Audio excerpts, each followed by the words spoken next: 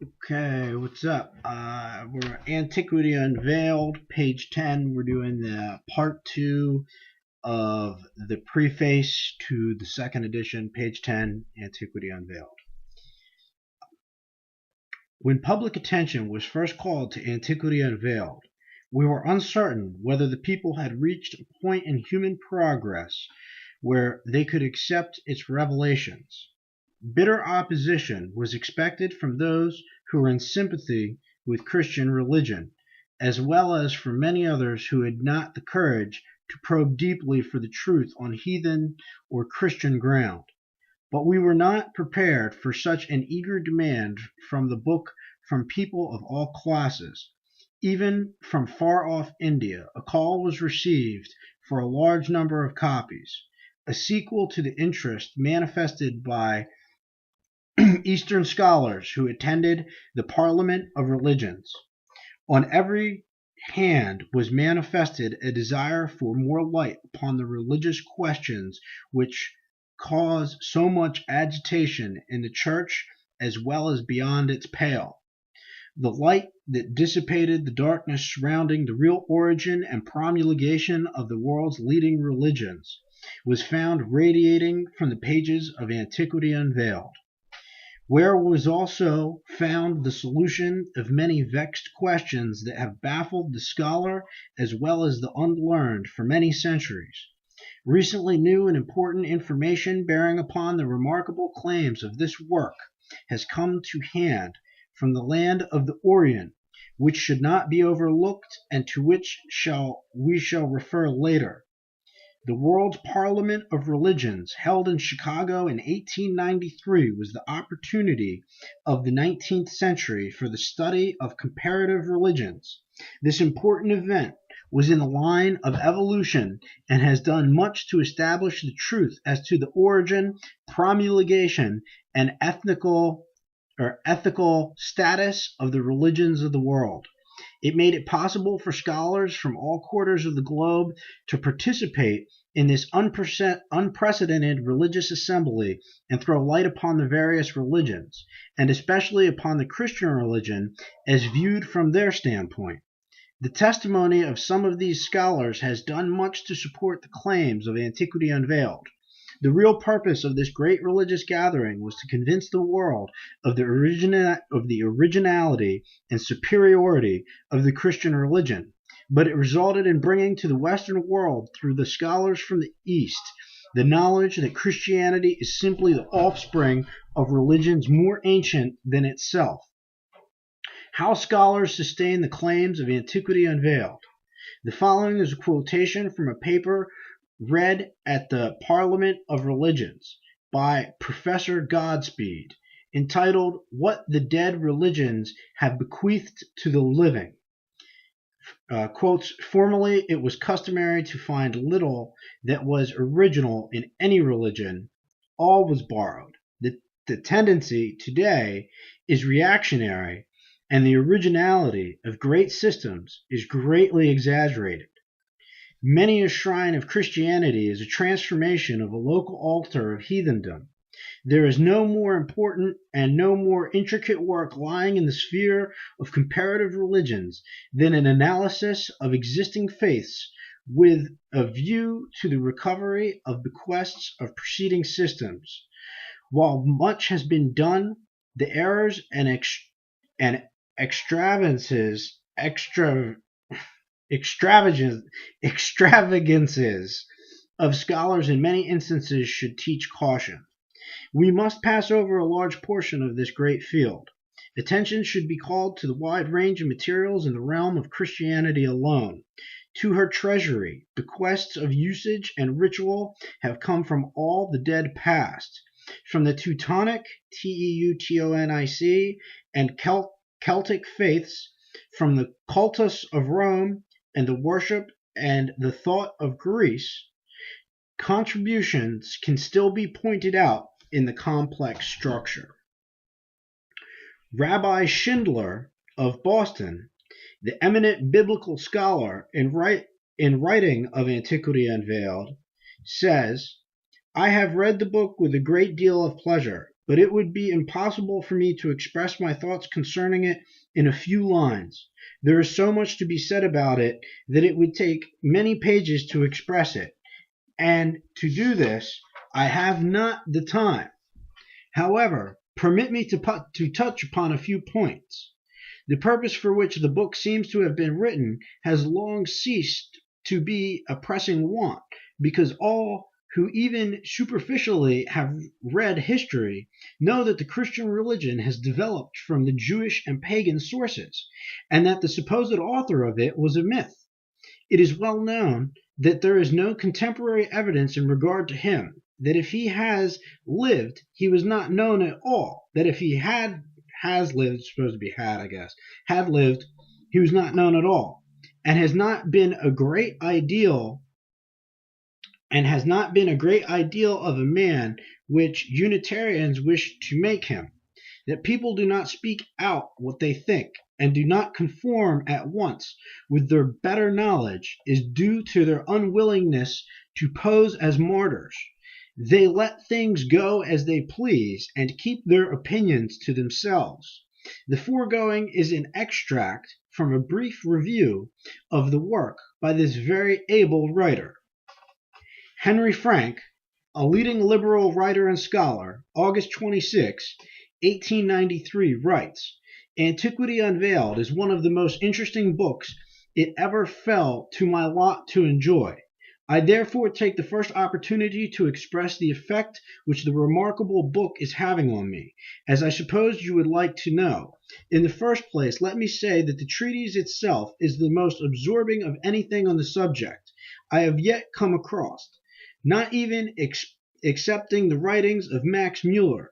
Mr. Roberts has certainly given us, in a comparatively small space, a most surprisingly quantity of information, and I would at once recommend it as a handy compendium on the general subject of the origin of all religions. Thus far, I refer only to the actual historical citations with which this work abounds.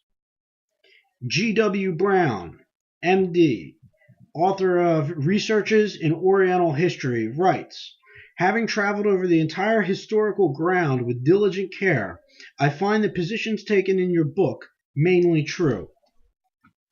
When the attention of Lakshmi Narayan, that's Lakshminarayan, of the Lahore, India, who took part in the Parliament of Religions, was called to Antiquity Unveiled, he said that the scholars of India knew that the teachings contained in the Gospels originally came from India, but was surprised that the fact was known and published in this country. He was deeply interested in the work, taking a copy to India with him. He said he would bring it before the religious society that he represented in his native land, and he believed its influence and the information contained therein would do much to break the effect of the teaching of the Christian missionaries who were misleading the uneducated classes.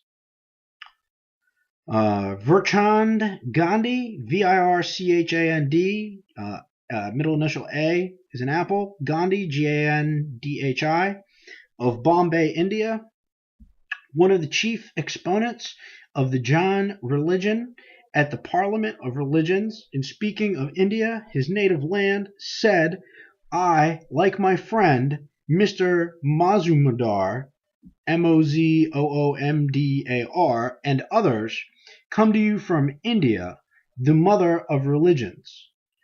Mohammed Alexander Webb, in speaking of the effects of the Christian religion in India, said, quote, Christianity makes no progress in India among the intelligent classes because the intelligent Hindu is conversant with the principles of all religions, while the Christian only knows his own imperfectly.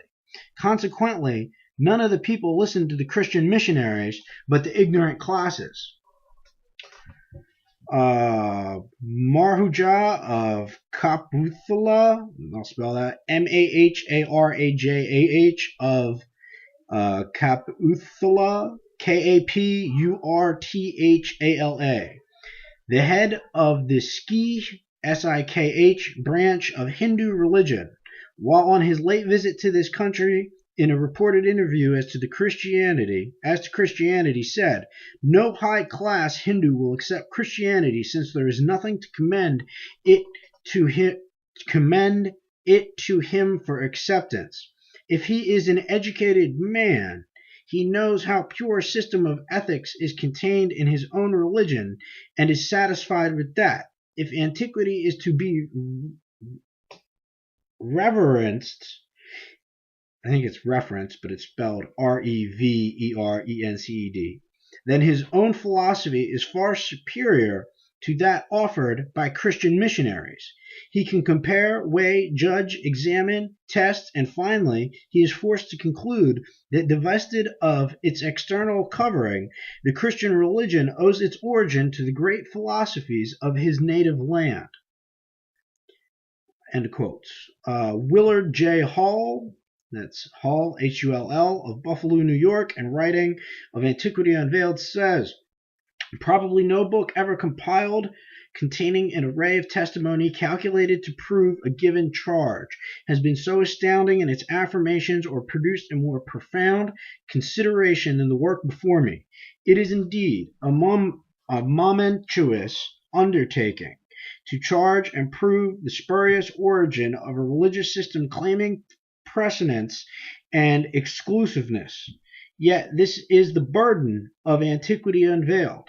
Scholars in all the past ages who have been disinterested and unprejudiced in their researches in the occult mysteries of the effete system of the East have maintained that the claims of Christianity, so far as they relate to the originality, either in moral precept, doctrinary points, or the so-called miraculous conception of a God, are wholly without warrant, drawn from these older systems, and were incorporated into Christianity for the purpose of power and emolument, emolument, in the hands of a despotic priesthood.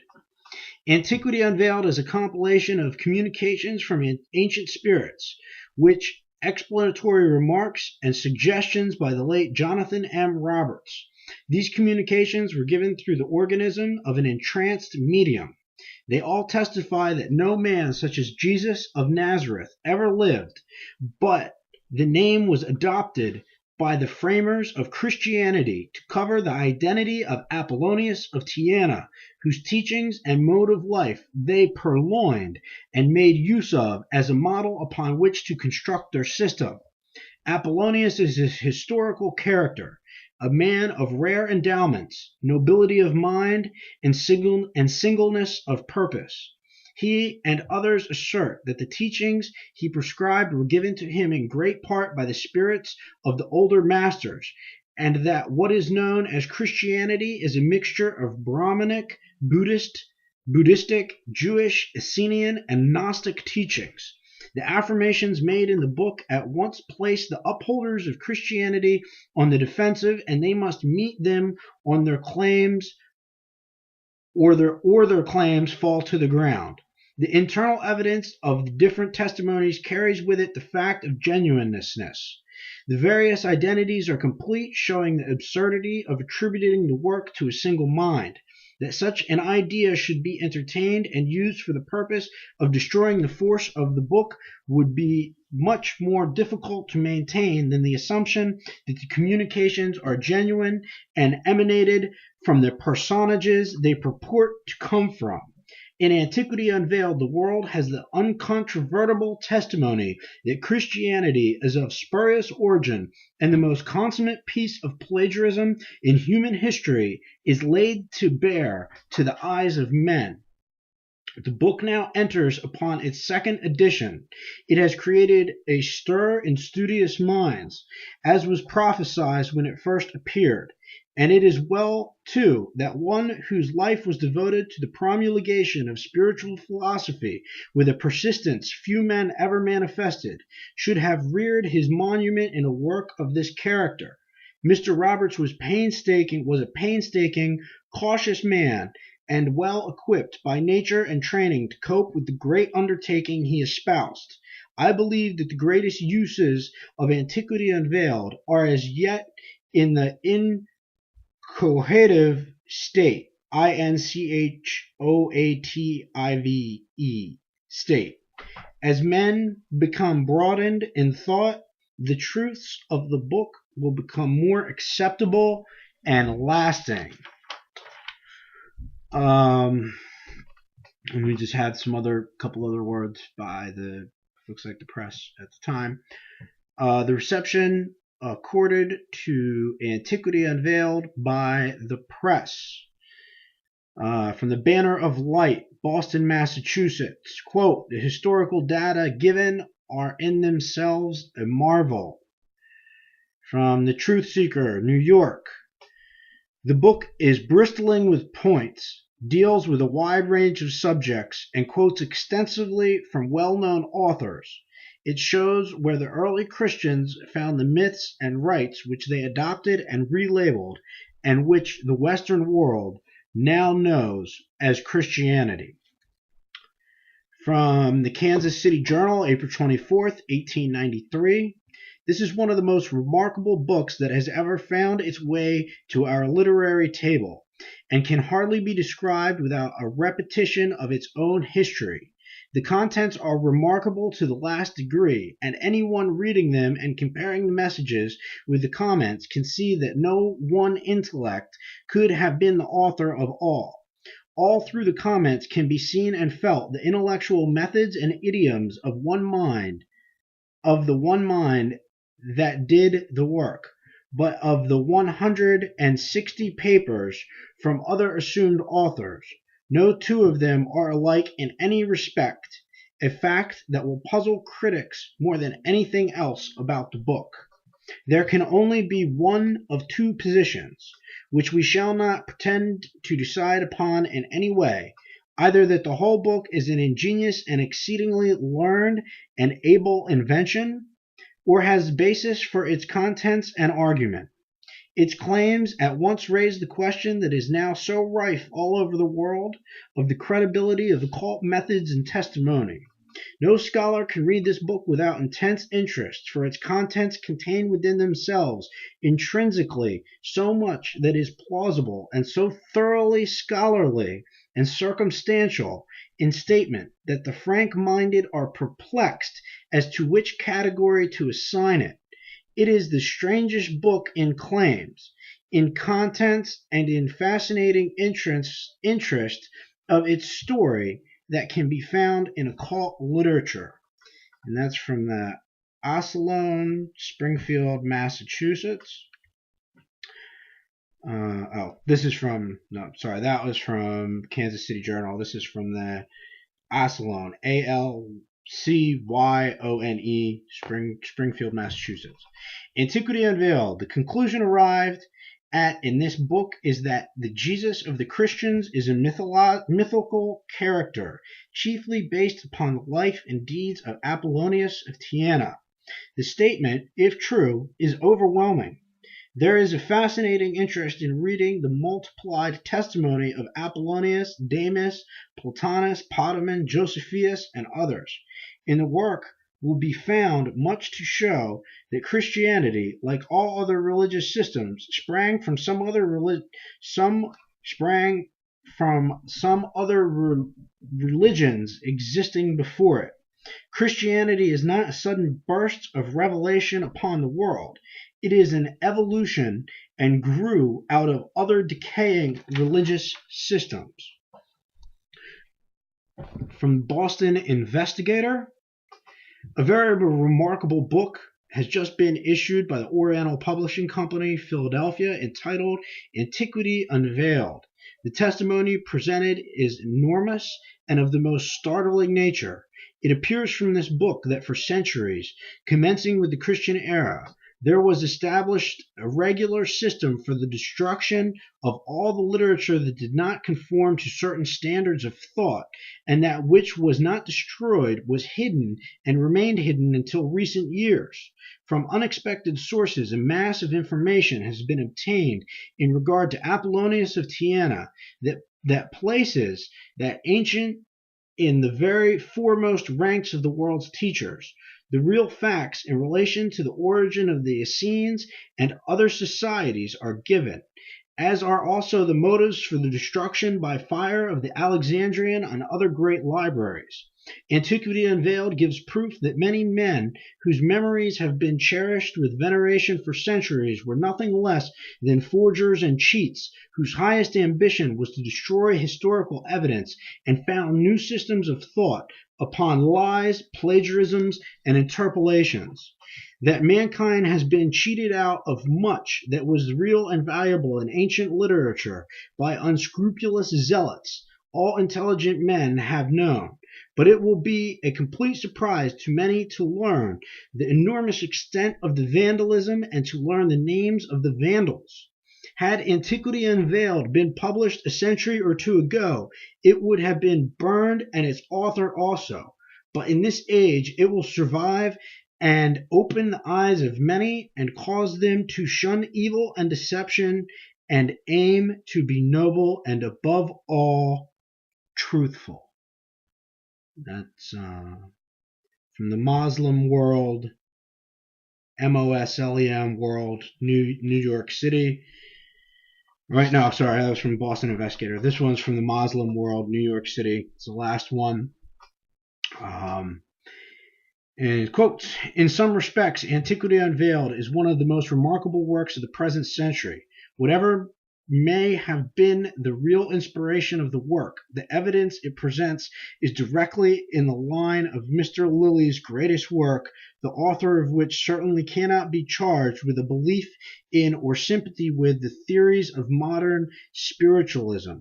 It is also strictly in harmony with the conclusions of many learned, thoughtful men who have given church Christianity through an unprejudiced study in the light of the latest historical discoveries and translation of the philosophical books of the East. In short, the convictions reached by Mr. Lilly, Baron, Hardin, Hickey, and others through what are considered the legitimate channels of scientific research are fully corroborated by the author of Antiquity Unveiled, who can hardly be accused of borrowing his ideas from the authors referred to.